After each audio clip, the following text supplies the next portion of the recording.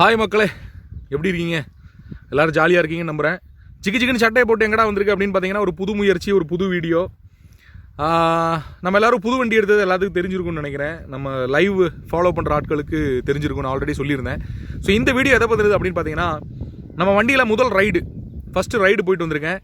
வண்டியோட அந்த அந்த ரைடிங் எக்ஸ்பீரியன்ஸ் பற்றி, வண்டியோட பெர்ஃபார்மன்ஸ் பற்றி, மைலேஜ், எல்லா விஷயங்களையும் பார்க்கலாம். நிறைய இந்த வண்டி எடுக்கலாமா வேணாமா அப்படின்னு யோசிக்கிற ஆட்களுக்கு நிறைய பெனிஃபிட்டாக சில விஷயங்கள் இருக்குன்னு நினைக்கிறேன். இது எனக்கு சம்மந்தம் இல்லைடா அப்படின்னு நினைக்கக்கூடிய ஆட்களுக்கு சரி, நானும் இதுக்கெல்லாம் சம்மந்தப்பட்ட ஆள் கிடையாது. அந்த எக்ஸ்பீரியன்ஸ் எப்படி இருக்குது அப்படின்றத கேதர் பண்ணிட்டு அதை பற்றி உங்களோட கருத்துக்களை கமெண்ட் செக்ஷனில் பதிவு பண்ணுங்கள். வாங்க வீடியோக்குள்ளே போகலாம். காமான்.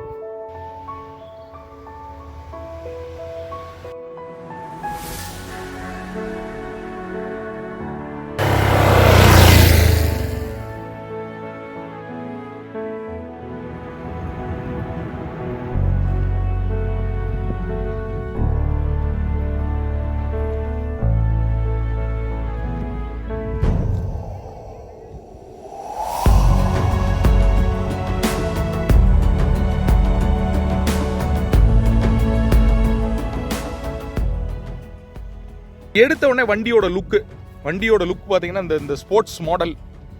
ஓகே, ஃப்ரண்ட் மட்கார்டெல்லாம் ரொம்ப பெருசு மேலே கொடுத்துருக்காங்க. முக்கியமாக பார்த்தீங்கன்னா சஸ்பென்ஷன்.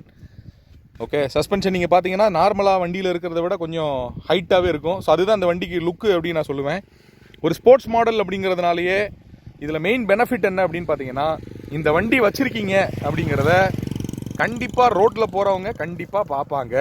ஏன்டா ரோட்டில் போகிறவங்க பார்க்குறக்கா வண்டி எடுக்கிறீங்க அப்படின்னா அதெல்லாம் ஒரு ஜாலியான விஷயம். அதெல்லாம் அந்த காலத்தில் இந்த காலேஜ் படிக்கும்போது, ஸ்கூல் படிக்கும் போதெல்லாம் நம்ம வண்டியை எல்லோரும் பார்க்கணுங்க அப்படின்லாம் நம்ம ஆசைப்படுவோம் இல்லையா? அந்த மாதிரி ஒரு ஸ்போர்ட்ஸ் மாடல் கண்டிப்பாக அதை பார்க்குறாங்களா, ரோட்டில் நிற்கும் போது பார்க்குறாங்களான்னு கேட்டாங்கன்னா, நான் போய் நிற்கும் போதெல்லாம் பார்த்தாங்க. பல பேர் பார்த்தவங்க யாராவது எக்ஸ்பல்ஸ் யூஸ் பண்ணுறவங்க இருந்தால் கமெண்ட் செக்ஷனில் போட்டு விடுங்க. ஃபஸ்ட்டு அந்த லுக்கு. செகண்ட் பார்த்தீங்கன்னா வண்டியோட ஹைட்டு. நார்மலாக ஒரு பைக்கு ஓட்டக்கூடிய ஆட்கள் இப்போ இந்த வண்டி கொஞ்சம் ஹைட்டான வண்டிங்க, நமக்கெல்லாம் செட் ஆகாதுங்க அப்படின்னு சொல்லுவாங்க. அதுக்கு பார்த்தீங்கன்னா மெயினான ரீசன் இந்த கிரவுண்ட் கிளியரன்ஸ் அப்படின்னு நான் சொல்லுவேன். நார்மலாக பைக்கில் இருக்கிறத விட ஏகப்பட்ட ஸ்பேஸ் இருக்குங்க கிரவுண்டுக்கும் இதுக்கும். நீங்கள் பார்த்தீங்கன்னா தெரியும். என்ன சொல்கிறது, ஒரு எனக்கு தெரிஞ்சு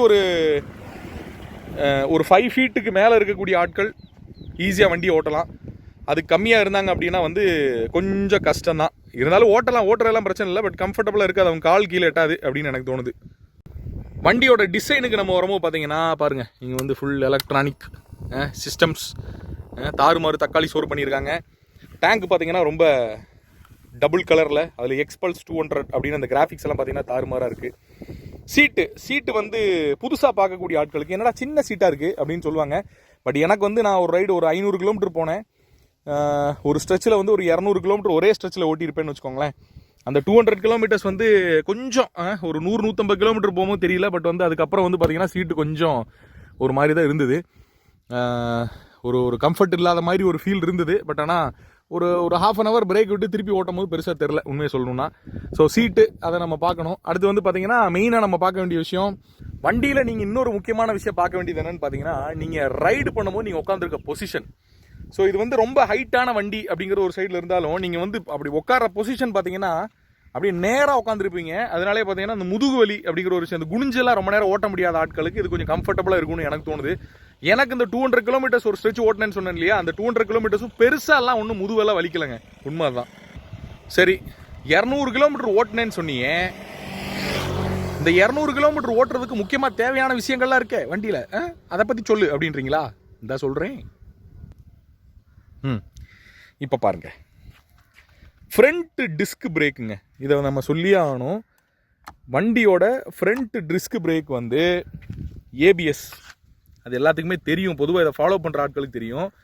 நான் பொதுவாக அந்த பேக் பிரேக் யூஸ் பண்ணதை விட ஃப்ரண்ட் பிரேக் தான் அதிகமாக யூஸ் பண்ணேன். எனக்கு அது கம்ஃபர்டபுளாக இருந்தது. ஏன் அப்படின்னா அது ஏபிஎஸ்ன்னு சொல்லும்போது நமக்கு ஒரு கான்ஃபிடன்ஸ் ஆல்ரெடி, ப்ளஸ் பார்த்தீங்கன்னா கொஞ்சம் கண்ட்ரோல் இருந்துச்சு அப்படிங்கிறது உண்மை. பேக் பிரேக்கை பொறுத்தளவுக்கு பேக்கும் டிஸ்க் பிரேக் தான், நீங்கள் பார்த்தா தெரியும், பேக்கும் டிஸ்க் பிரேக் தான். ஆனால் இருந்தாலும் எனக்கு கொஞ்சம் எப்படின்னா ஒரு சடனான ஒரு கண்ட்ரோல் எதில் கிடச்சி அப்படின்னு பார்த்தீங்கன்னா பேக் பிரேக்கை விட ஃப்ரண்ட் பிரேக் தான். ஏன்னா அது அந்த கான்ஃபிடன்ஸ், ஏபிஎஸ்ன்ற கான்ஃபிடன்ஸ் இருந்தனாலே என்னன்றது தெரியல எனக்கு.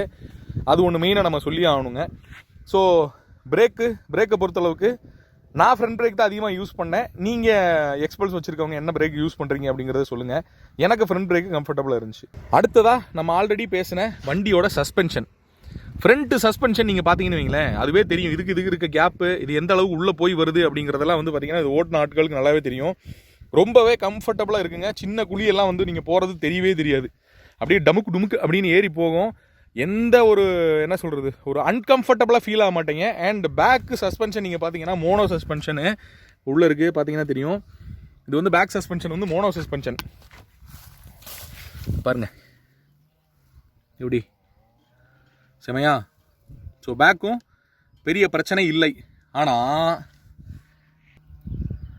தலைவன்ட்டு இருக்க ஒரே ஒரு பிரச்சனை என்ன தெரியுமா, பின்னாடி ஒருத்தனை உட்கார வச்சிங்கன்னு வைங்க, இந்த சஸ்பென்ஷனாலேயே என்ன ஆகும், இவ்வளவு ஹைட் இருக்கவன் பாட்டுற இவ்வளவு ஹைட் இருக்குல்ல, இதுக்கு இடையில பின்னாடி ஒரு ஆளை உட்கார வச்சிங்கன்னா வண்டி ஹைட்டு கம்மியாயிருது. ஏன்னா சஸ்பென்ஷன் வந்து ரொம்ப சூப்பரான சஸ்பென்ஷன் அப்படிங்கிறதுனால ஹைட்டு கம்மியாகி இது கீழே ஒருத்தர் இருக்கான் பாருங்க, இந்த சென்டர் ஸ்டாண்டு பய உள்ள இவன் அடியில் கீழே தரையில் உரச ஆரம்பிச்சிடுறான். சின்ன குழியில் ஏற்றி இறக்குனாலும் டருக்கு புருக்குங்கிறாங்க. அடுத்து நம்ம வண்டியோட ஹாரன். ஸோ சவுண்டு வந்து பார்த்தீங்கன்னா ஓரளவுக்கு பரவாயில்லைங்க. ஆனால் வந்து என்ன சொல்கிறது, சிங்கிள் ஆன் தான். நீங்கள் பார்த்தீங்கன்னா தெரியும். கம்பெனி அதான்டா கொடுப்பேன், வேணும்னா நீ எக்ஸ்ட்ரா வாங்கி மாட்டிக்க அப்படின்றீங்களா. ஸோ கம்பெனி அதான் கொடுப்பேன். பட் அதுவே வந்து நமக்கு போதுமானதாக இருக்குது என்னையை பொறுத்தளவுக்கு. பெருசாக வந்து என்ன சொல்கிறது, சவுண்டு இந்த காதை வந்து கிழிக்கிற அளவுக்குலாம் இல்லை. பட் நார்மலான ஒரு சவுண்டு தான். அதுக்கடுத்து மெயினாக நம்ம பார்க்க வேண்டியது என்ஜினுடைய பெர்ஃபார்மன்ஸு. என்ஜின் பெர்ஃபார்மன்ஸை பொறுத்தளவுக்கு நம்ம பெரிய டெக்னிக்கலான ஆள்லாம் இல்லை. பட் வந்து அதனால பொதுவாக டெக்னிக்கலாக தெரியாத ஆட்கள் இருக்காங்கல்ல, இங்கே பாருங்க இது கழட்டு இருக்கு. ஸோ டெக்னிக்கலாக வந்து தெரியாத ஆட்களுக்கும் கூட புரிகிற மாதிரி ஒரு விஷயத்த சொல்கிறேன். ஹீட்டிங், என்ஜினோட ஹீட்டிங் இருக்கு இல்லையா, அதை கம்மி பண்ணுறதுக்காக இதில் முக்கியமான ஒரு விஷயம் கொடுக்கப்பட்டிருக்கு. 200cc பைக் அப்படிங்கிறதுனால அந்த அரிக்காம் பாருங்க, இந்த அரிக்காம் பாருங்க தெரிகிறானா, அவன் தான் என்னது ரேடியேட்டர். எதுக்காக, ஆயிலை கூல் பண்ணுறதுக்காக. ஸோ என்ஜினுக்குள்ளே போகக்கூடிய ஆயிலு இது வழியாக ரேடியேட்டருக்குள்ளே போய் நம்ம வண்டி ஓடும் போது காற்று வந்து இந்த ரேடியேட்டர் இதுக்குள்ளே போய் அந்த ஆயிலை கூல் பண்ணுறதுனால ஆயில் கூலிங், என்ஜின் பெருசாக ஹீட் ஆகாது. கொஞ்சம் இந்த வண்டியோட பர்ஃபார்மன்ஸில் கொஞ்சம் டபளக் அப்படின்னு இருக்கிறது ஐயா தான். என்னன்னு தெரியுதுன்னு நினைக்கிறேன். ஹெட்லைட்டோட பர்ஃபார்மன்ஸு கொஞ்சம் கம்மி தாங்க. மற்ற வண்டிகளை கம்பேர் பண்ணும்போது கொஞ்சம் கம்மி தான். யாராவது ஹெட்லைட்டு கண்டிப்பாக வேணுங்க, அந்த மாதிரி ஏரியாவில் தான் நான் இருக்கேன் அப்படின்னா நீங்கள் கண்டிப்பாக அப்கிரேடுக்கு ஏதாவது எக்ஸ்ட்ராவாக லைட் ஏதாவது வச்சு தான் ஆகணும் அப்படின்னு நான் நினைக்கிறேன். ஹெட்லைட் வந்து கொஞ்சம் கம்மி தான். ஏன்னா நைட்டு நான் ஓட்டிகிட்டு போகும்போது வந்து ஹைவேல ஓட்டமோ தெரியல, பட் ஆனால் உள்ள ஊருக்குள்ளெல்லாம் ஓட்டமோ வந்து பார்த்தீங்கன்னா கொஞ்சம் கம்மியாக இருக்க மாதிரி தான் ஃபீல் ஆச்சு.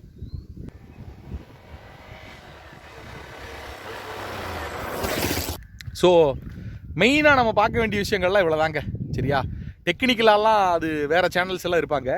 இது பொதுவாக இப்போ நம்ம எடுக்கிறோம் ஓட்டுறோம் வண்டி, ஏன்னா நமக்கெல்லாம் டெக்னிக்கலாலாம் தெரியாது. பட் இருந்தாலும் அந்த ஃபீல் எப்படி இருக்குது அப்படின்னு கேட்டிங்கன்னா வண்டி செமையாக இருக்குது ஓட்டுறதுக்கு. எனக்கு ரொம்ப பிடிச்சிருக்கு. நான் வந்து இது வரைக்கும் ஒரு 125cc ஓகே கடைசியாக வச்சுருந்த வண்டி, அதுலேருந்து ஒரு 200cc ஒரு அப்கிரேட் ஆகும்போது அதில் இருக்கக்கூடிய பவர் அதை நான் ஃபீல் பண்ணுறேன். செமையாக இருக்குது வண்டி, என்னால் ஓட்ட முடியுது. ஓவர்டேக் பண்ணும் போதெல்லாம் வந்து அந்த பவர் என்னால் ஃபீல் பண்ண முடியுது. மேபி 350cc வண்டியெல்லாம் ஓட்டின ஆட்களுக்கு இது கொஞ்சம் கம்மியாக தோணலாம். ப்ளஸ் வந்து டூரிங் அப்படின்னு நீங்கள் போகும்போது வந்து பார்த்தீங்கன்னா ரோட்டில் வந்து மினிமம் ஒரு 75-80 அந்த ரேஞ்சில் போகிறவங்களுக்கு இது வந்து ஒரு செம்மையான ஒரு எக்ஸ்பீரியன்ஸ் கொடுக்கும். ஒரு 80 to 90 போகிற ஆட்களுக்கு வந்து அந்த பவரை ஃபீல் பண்ண முடியும். பட் 100 டச் பண்ணிங்க அப்படின்னா வண்டி வந்து கொஞ்சம் அப்படின்றத வந்து உங்களால் ஃபீல் பண்ண முடியும். ஸோ ஒரு ஏடிவி, ஒரு அட்வென்ச்சர் பைக்கு அப்படின்னு நீங்கள் போகும்போது இதுக்கு அடுத்து நீங்கள் அட்வென்ச்சர் பைக் அப்படின்னு பார்த்தீங்க அப்படின்னா வேறு என்ன இருக்குது அப்படின்னு பார்த்தீங்கன்னா ஹிமாலயன் பார்க்குறாங்க. அப்புறம் எஸ்டியில் வந்து அட்வென்ச்சர் அப்படின்ற ஒரு பைக் இருக்குது, எஸ்டி அட்வென்ச்சர். ஆனால் ஒரு நம்ம பட்ஜெட்டுக்குள்ளே வரக்கூடிய ஒரு ஏடிவி, ஒரு அட்வென்ச்சர் பைக்கு, நீங்கள் ஆஃப் ரோடும் போகணும், நீங்கள் சாதாரண ரோட்லேயே ஓட்டணும் அப்படின்ற பட்சத்தில் வந்து எக்ஸ்பல்ஸ் வந்து ஒரு நல்ல ஒரு மாடலாக இருக்கும் அப்படின்றது என்னுடைய கருத்து. உங்கள் கருத்துக்களை கமெண்ட்டில் போட்டு விடுங்க. இன்னொரு பெரிய அட்வான்டேஜ் என்னென்னா வண்டியோட மைலேஜ். எனக்கு தெரிஞ்சு நான் கால்குலேட் பண்ண அளவுக்கு ஒரு 40 மைலேஜ் வண்டி கொடுக்குது. அது எப்படி கொடுக்குதுன்னு தெரில. 35 தான் சொன்னாங்க. பட் ஆனால் எனக்கு 40 மைலேஜ் கிடைக்குது. எத்தனை பேருக்கு வந்து 40க்கு மேலே வந்து எக்ஸ்பல்ஸ் மைலேஜ் கொடுக்குது அப்படின்றத கமெண்ட் செக்ஷனில் போட்டு விடுங்க. நான் அந்த பர்புருன்னுலாம் போகிறதில்ல. ஒருவேளை அதனாலே என்னன்றது தெரில. ஒருவேளை வந்து கொஞ்சம் ஸ்பீடாக ஓட்டினா மைலேஜ் ட்ராப் ஆகுமா அப்படிங்கிறத கமெண்ட்டில் போட்டு விடுங்க. எனக்கு தெரியல. அதுக்கப்புறம் வண்டியோட எக்ஸ்பீரியன்ஸ் ஓவராலாக ஓட்டிகிட்டு வந்ததில் எப்படி இருக்குன்னா, ஐ லவ் இட். என்னையை பொறுத்தளவுக்கு நான் சஜஸ்ட் பண்ணுவேன், தாராளமாக போங்க. ஒரு பட்ஜெட் ஃப்ரெண்ட்லி அட்வென்ச்சர் வெஹிக்கிள் அப்படின்னும் போது இது விளம்பரத்துக்கெல்லாம் சொல்லுங்க, என்னுடைய எக்ஸ்பீரியன்ஸு. ஓகே, ஸோ உங்கள் கருத்துக்களை பதிவிடுங்க. இன்னொரு வீடியோவில் சந்திக்கலாம்.